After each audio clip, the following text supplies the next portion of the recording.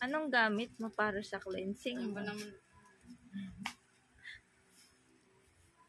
Use Bioten. Paubos na. Baka gustong mag-sponsor.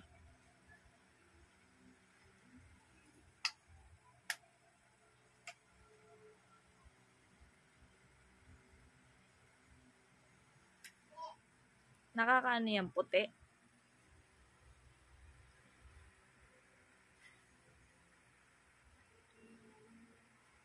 Hindi ko alam.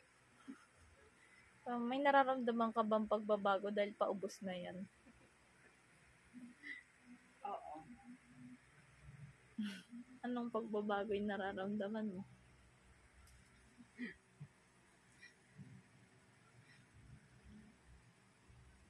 Ba, hindi ko ito ma-upload sa YouTube. May tugtog sa kapitbahay. Ayan na. May tugtog sa kapitbahay. Nakaka-copyright ako. Ganun yan. Sa TikTok na lang. Ala, ang dilim.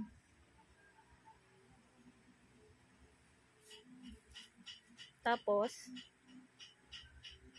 kailangan tuyuin.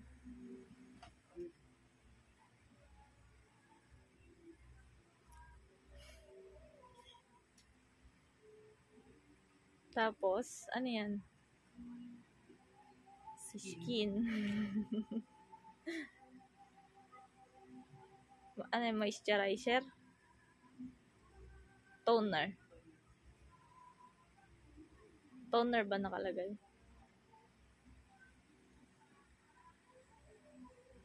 Kumabasa. Diyo, huwag mo nang basahin. Gamitin mo na lamang.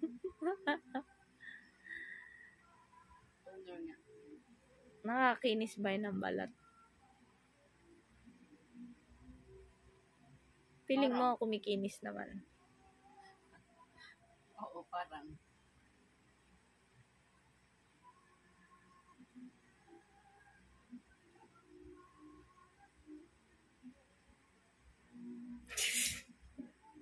Feeling fresh.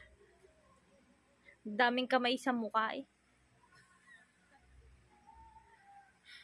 Tapos,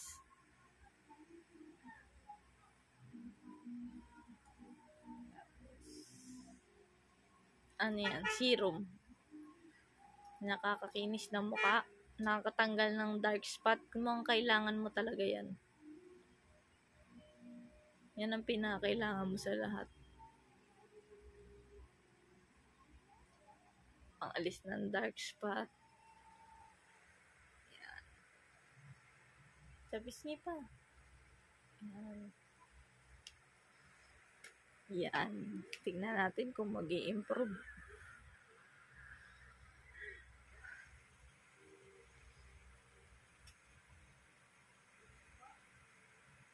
Lapad ng noo. Lapad ng ilong.